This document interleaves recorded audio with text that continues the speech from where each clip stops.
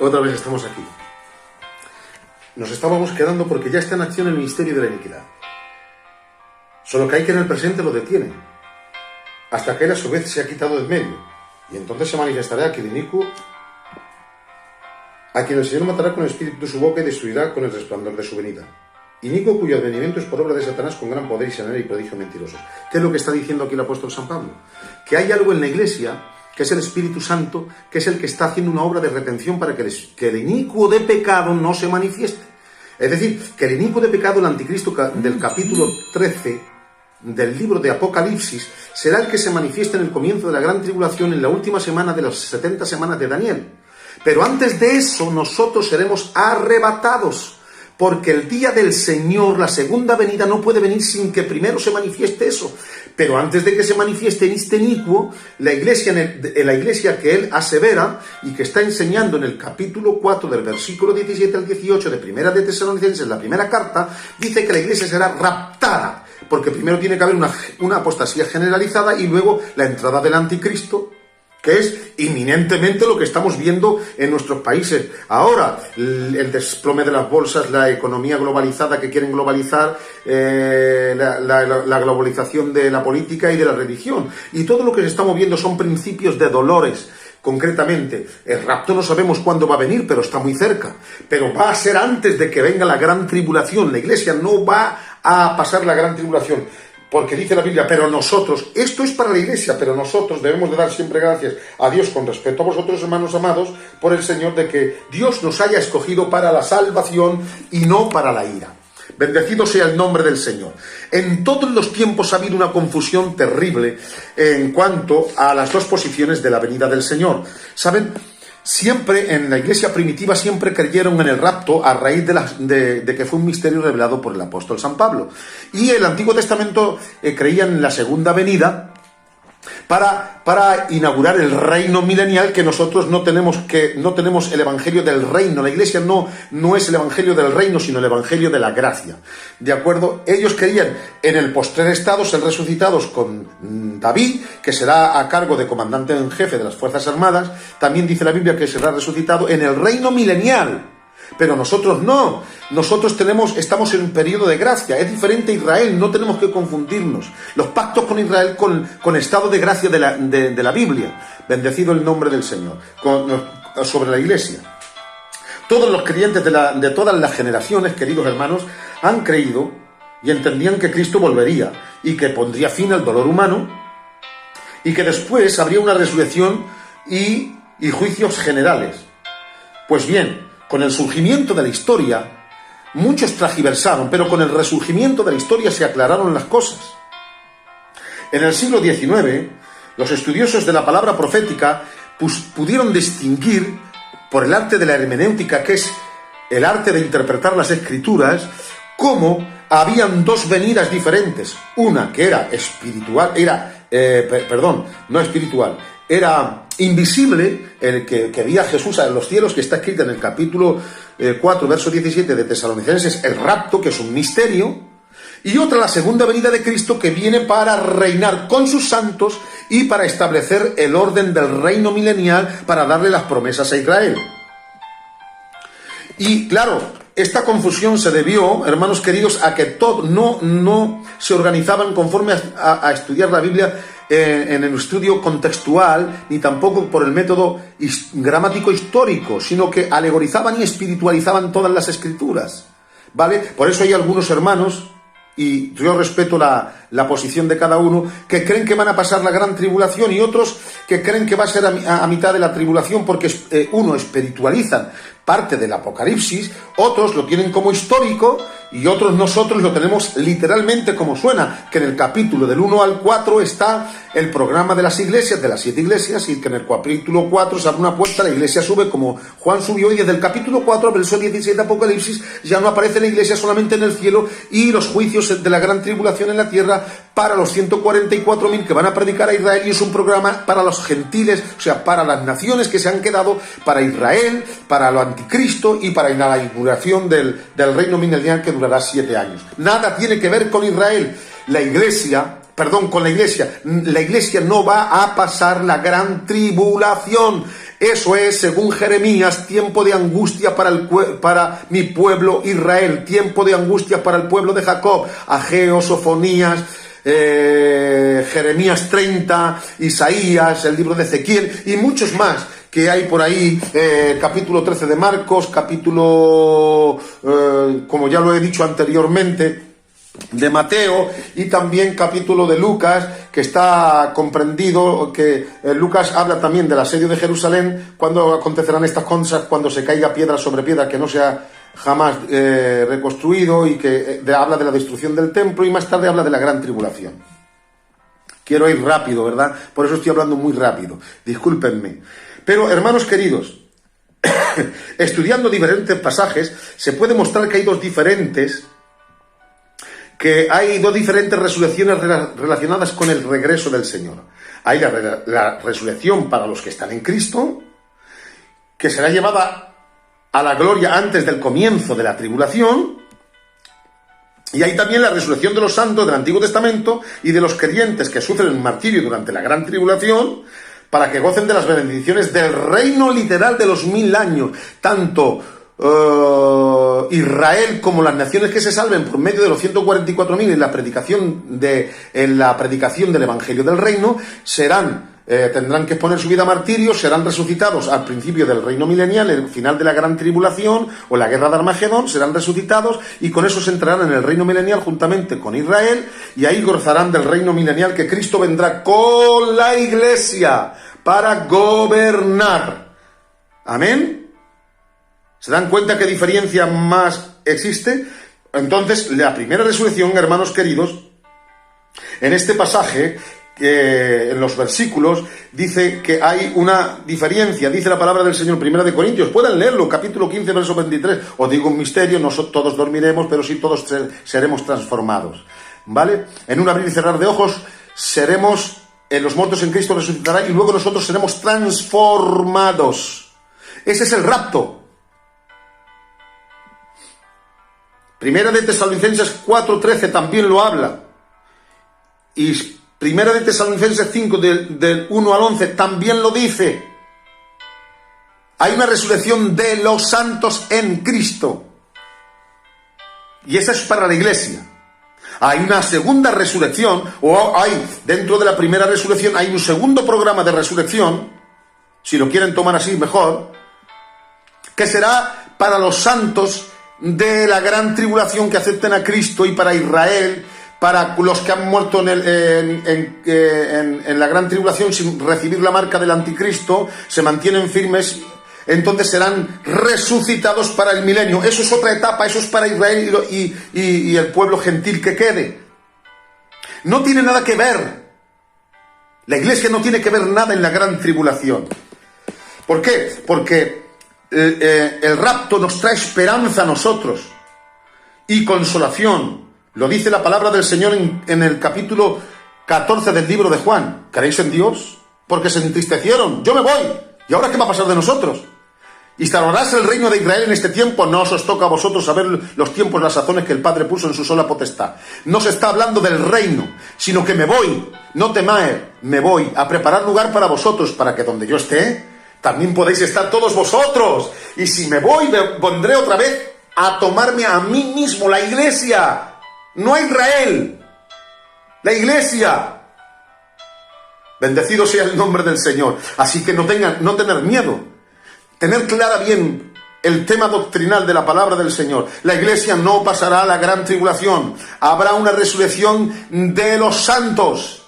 Y otra será en la segunda fase, antes del milenio, para los de la gran tribulación e Israel, que estarán en el milenio. Bendecido sea el nombre del Señor. Así lo aclara Primera de Corintios 15, Primera de Tesalonicenses 1:9 hacia adelante, Santiago 5:7-9 y Primera de Pedro 3:2-3.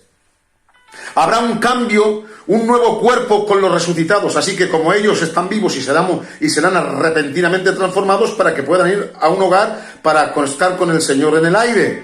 Es decir, que nosotros tenemos un cambio de cuerpo transformado, un cuerpo glorificado. ¿Por qué? Filipenses 3:20 dice, porque nuestra ciudadanía no está aquí, sino en los cielos, de donde esperamos al Señor Jesucristo, el cual transformará el cuerpo de nuestra humillación para que sea semejante al cuerpo de la gloria suya.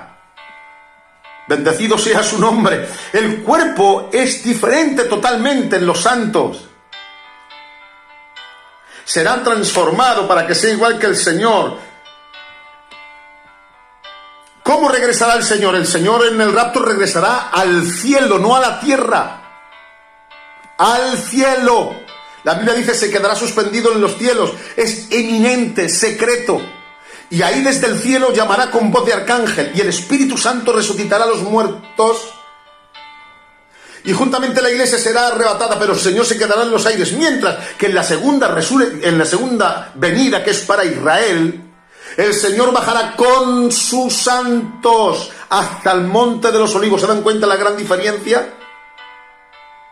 En el rapto se queda en los aires, el Espíritu Santo los arrebata. En la segunda venida, Él baja con sus santos a poner sus pies en el monte de los olivos para inaugurar el milenio. Bendecido sea el nombre del Señor cuando se haya pasado la gran tribulación. Miren, queridos hermanos, esto es muy grande. No tengo mucho tiempo para deciros realmente acerca de las grandes diferencias que hay entre el rapto y la segunda venida. ¿De acuerdo? Porque esto es una cosa global para que vosotros entendáis y se os quite aquel que tenga un poquito de duda que nosotros no estamos ahora en la gran tribulación por este coronavirus. ¡No!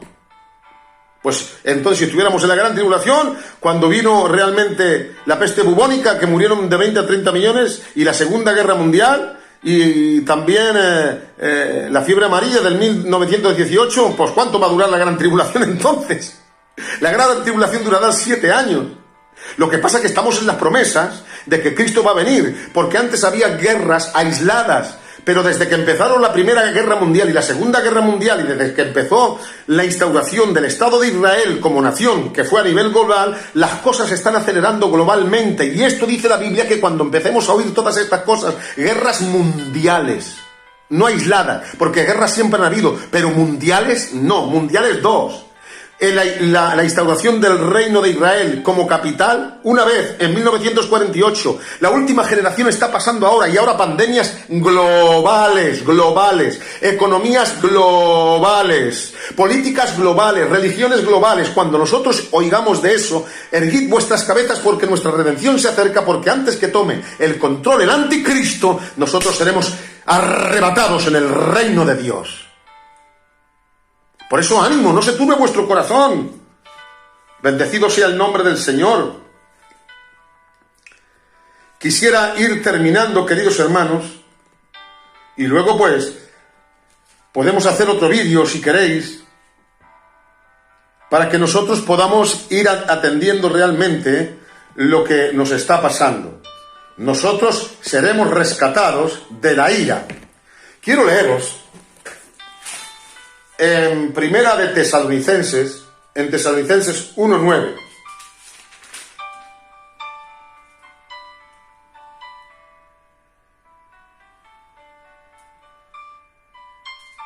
Dice la Biblia. Vamos a ver.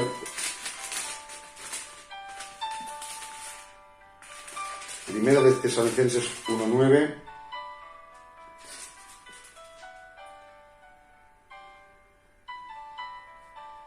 Dice, porque ellos mismos cuentan de nosotros, de la manera en que nos recibisteis y cómo os convertisteis de los ídolos a Dios para servir al Dios vivo y verdadero, y esperar de los cielos a su Hijo, el cual resucitó de los muertos, a Jesús, quien nos libra de la ira venidera. ¿Lo han oído?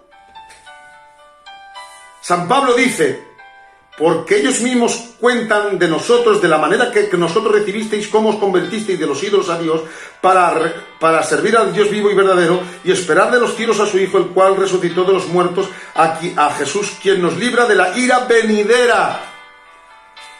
En el verso 10, es maravilloso, queridos hermanos, es un poderoso mensaje sobre el arrebatamiento, que habla adicionalmente de una clase de esperanza anhelante.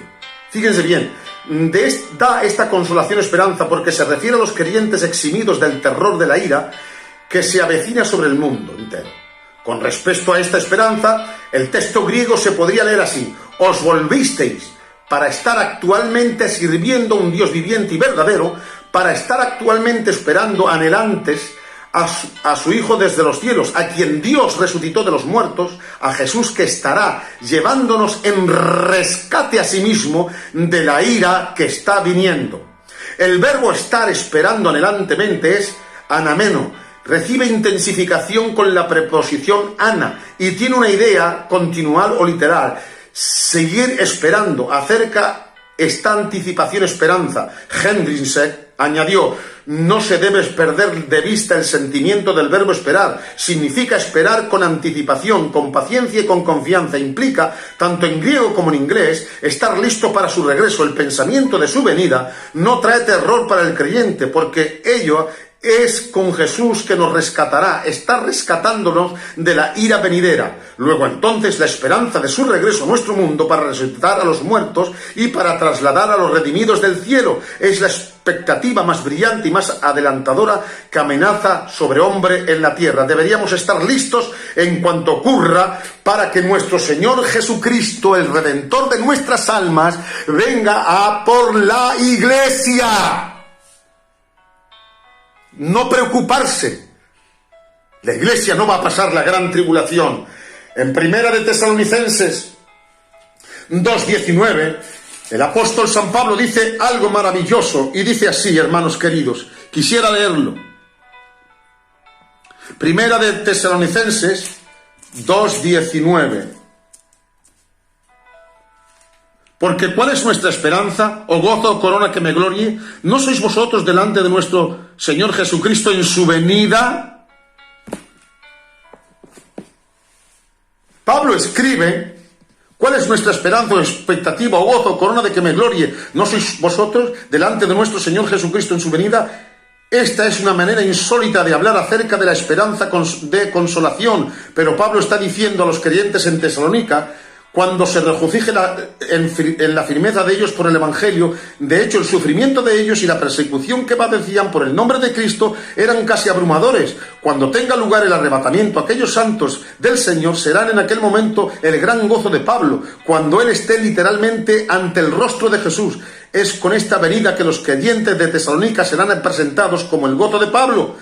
Esta no es la venida de Cristo para aplacar un juicio universal, ni se trata cuando el Señor toma con los suyos al hogar para que estén con Él. Evidentemente es el rapto. Queridos hermanos de mi corazón, el día del Señor no ha llegado. Y con esto voy a acabar. La mayoría cree que Segunda de Tesalonicenses 2:1, pero con respecto a la venida del Señor y nuestra reunión con Él, os rogamos, hermanos, algunos creen una referencia que tiene que ver exclusivamente con el arrebatamiento, yendo al griego que se podía leer: ahora ruego, hermanos, tocante a la venida de nuestro Señor Jesucristo y tocante a nuestra reunión juntamente con Él. Un hombre llamado Robertson ve todo el versículo como refiriéndose al arrebatamiento, mencionando en Primera de Tesalonicenses capítulo 4, verso 14 y 17. Pablo escribe a menudo que no os dejéis mover fácilmente. En el capítulo dice: no dejéis mover fácilmente. La Biblia la tengo aquí. No dejar de mover fácilmente de vuestro modo de pensar, ni os conturbéis ni por espíritu, ni por palabra, ni por carta, ni por como si fuera nuestra, en sentido de que el día del Señor está cerca. ¿Vale? No os dejéis mover. Aunque aquí no se emplean las palabras esperanza o consolación, el apóstol está consolando a los tesalonicenses diciendo que el día del Señor no ha venido. Primero tiene que venir la apostasía antes de que venga. Verso 3 dice: nadie os engañe en ninguna manera, porque no vendrá sin que antes venga la apostasía, la segunda venida, no el rapto, y se manifieste el hombre de pecado, el hijo de perdición, que se opone y se levanta contra todo lo que se llama Dios y es objeto de culto, tanto que se siente en el templo de Dios como Dios para hacerse igual a Dios. Esto será en la mitad segunda de la semana, cuando Él haga un pacto con Israel en el templo, en la restauración del templo, y será el inicuo de pecado que tendrá que intervenir, y nosotros no estaremos para nada. Es un programa para Israel. Pablo da consolación usando los negativos. No vaciléis, saleu, o no os engañéis en vuestra mente, ni os aterroricéis, del griego torreu, en el sentido de que el día del Señor está cerca. Pablo se refiere al arrebatamiento en Primera de Tesalonicenses capítulo 4, verso 17. Por tanto, os digo esto en palabra del Señor, dice: no os entristezcáis sobremanera, y no ignoréis acerca de esto, no os entristezcáis de manera acerca de los que duermen, de los que se van primero. Porque el Señor mismo, con voz de mando, con trompeta de Dios y con voz de arcángel, descenderá del cielo, se quedará ahí, y los muertos en Cristo resucitarán primero. La iglesia. Y luego, juntamente los que estemos aquí, seremos arrebatados, transformados con el Señor para recibir al Señor en el aire. Apocalipsis capítulo 3, verso 10, dice: por cuanto tú has guardado la palabra de mi paciencia, yo también te guardaré de la hora de la prueba que ha de venir sobre el mundo entero.